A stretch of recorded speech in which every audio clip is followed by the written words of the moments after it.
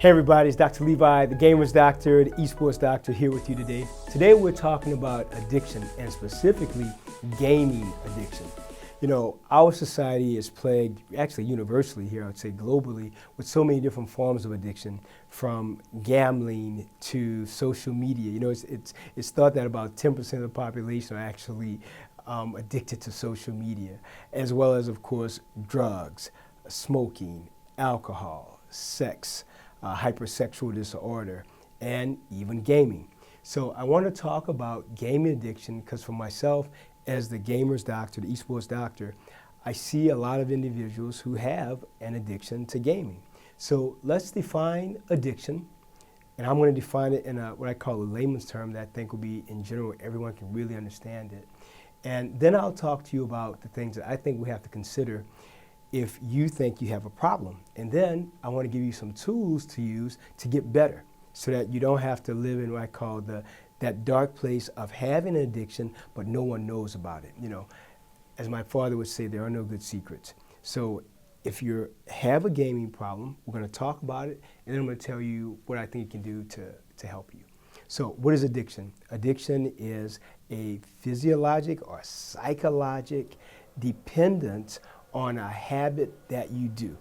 So if you just feel like you have to do something, it's a habit that just can't be broken. You know, some definitions of addiction from I believe it's the American Psychiatric Association, I think they even define it as a brain disorder or as a brain disease characterized by having a need to be physically dependent on something. So I think with gaming, I think again it can be applied to a psychological dependence on a habit-forming activity like gaming. So the question, of course, is, well, if you even think you're addicted, well, what's the good and the bad about that? So let's just get down right to the skippy of it all. So why is it bad? It's bad if the following are happening.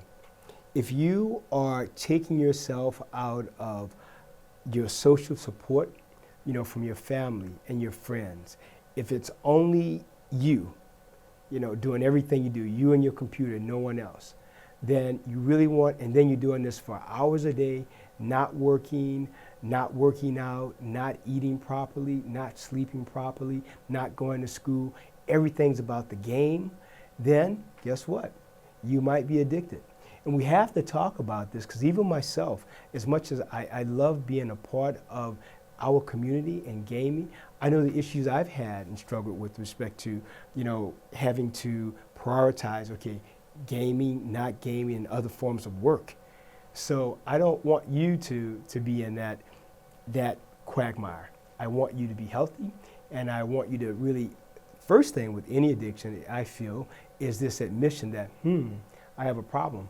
I don't have any friends. I don't have a partner. I don't have a spouse. I don't have a husband or a wife or children. I don't go to my synagogue or my church. I don't do any of those things. I just stay at home and I only game, nothing else. So you have to really look at yourself. And then if there is a problem, you have to think about this. I always give the gamers this one question I ask them when they're in my practice. And this tells me a lot. I ask them one thing. Could you stop gaming for 5 to 7 days and be functional and happy? And I can't even begin to show you the looks that I get sometime when I ask that question. I can't even begin to tell you. And sometimes the parents are there with them, and we really have frank and open conversations about what's going on and what we can do to get that person in there, that son or daughter, what we can do to get them healthy, what we can do to get them focused on not only gaming, but some other parts of their lives. But then I always remind the parents that, you know, even if they feel that their child has an addiction, I remind them that gaming can be turned into a passionate job or lifestyle. For example, they can design games, they can join a team, they can be invested in a team. There's so many different things you can do to be involved when it comes to addiction. I'm specifically talking about addiction today. That's when you prioritize gaming over everything else in your life, and everything is second or third fiddle, from your health to your relationships to your job to your family. So with that said, addiction is real. Addiction has to have a form of admission. I think of it as like if you're treating, for example, someone who has alcoholism. They're an alcoholic. If you go to a 12-step meeting with them, and I used to go to some of those with my family members, the first thing they would do is they would go around and the person would state their name and they'd state that they do have a problem. And I always thought that was very powerful and very, very courageous of someone to, number one, admit that they really have a problem. I think the healing begins from just that one start, that yes, I have a problem, and yes, I need help. So for myself as a physician, as a surgeon, as the gamer's doctor, the esports doctor, my job is to remind you to know that yes, you have help here, but yes, you must help yourself. That's the ticket. By number one, admitting. Now, how do you treat gaming addiction? Well, there's a lot to say about that. So some people treat this by having someone really stop all gaming. Sometimes it's treated with having someone slowly stop, lessen how much they play every week or every month. Sometimes they will do it by having the person switch to a different game that they will play less, but not the game that they really love. So there are different ways that it's treated. And then sometimes we actually treat it with medication because it can cause anxiety and stress and even depression.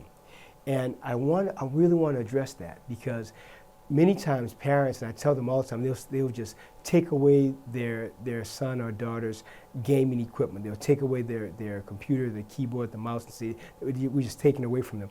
And then that person becomes very depressed.